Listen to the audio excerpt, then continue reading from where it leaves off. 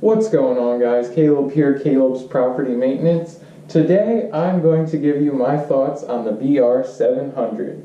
So let's get right into it. I'll start out with the specs first. The BR700 has a 64.8 cc engine.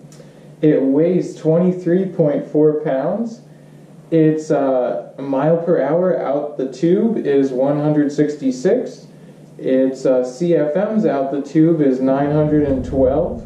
Its maximum CFMs is 1,094, and it consumes approximately 0.35 gallons per hour. So, some basic features about this blower. As compared to the 600, it has a little bit bigger fan, but the exact same size engine.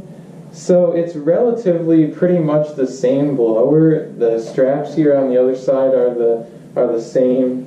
So I would highly recommend this blower, guys, if you're blowing a lot of leaves. Even though it has less mile per hour than the BR600, its force is a lot more than the BR600. So if you're blowing a lot of leaves, I would definitely strongly recommend this blower, and I really think it's the only way to go.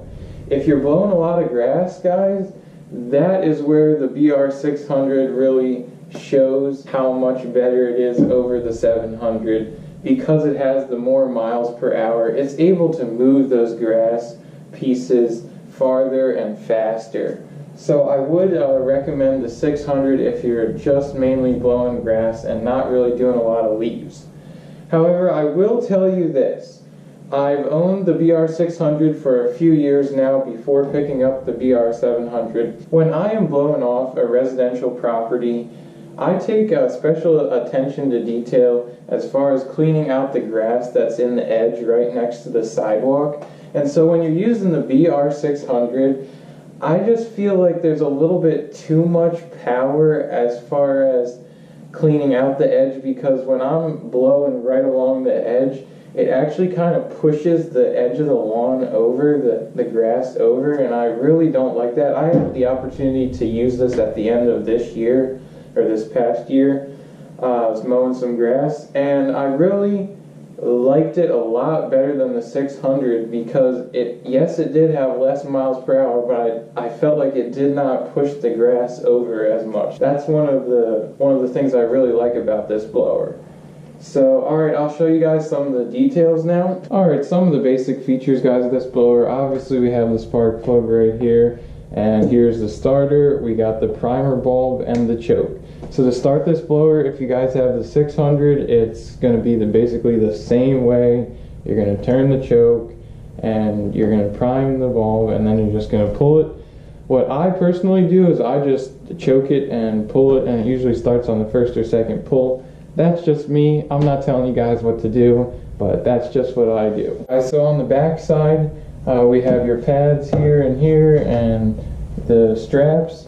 This is the one area that I think Stihl could really improve on their backpack blowers, is the comfortability of them. I used a Red Max a few years ago, and I can't really remember how the power relates to the 700, but I do remember that the Red Max was definitely more comfortable than the Stihl backpack blowers. So that's the one area of the Stihl backpack blowers that I would definitely improve. Alright, moving on to the chute. They've really designed this nicely so that the blower tube can actually extend by loosening that, and it can extend out like that. So when you're hauling it in the back of your truck or whatever, it's real easy to just shorten it up and you can walk away. I like that feature. It's also good for if you have a short operator or a tall operator, they can just adjust it to their own custom height. And then the trigger here. A few things I like about that is the switch here. You can, when you hit the stop, it automatically goes back to the run position, but the blower still stops. So it's a really good kill switch.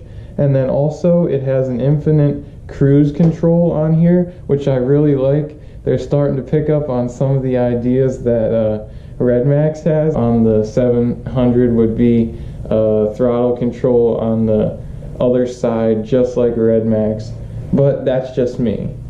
So, and then also another thing about the trigger here, it has a clip here so you can easily slide it up and down the tube to the operator's comfort. So that is going to wrap up these specific features. Well, guys, I would highly recommend this blower, especially if you're going to be moving a lot of leaves in the fall. For sure, I would pick it up. It's going to run you $549, I think, $550 if you want to round it. So that's it from me, Caleb here, Caleb's Property Maintenance. Thanks so much for watching. Give this video a big thumbs up because it took a lot longer than you think to make.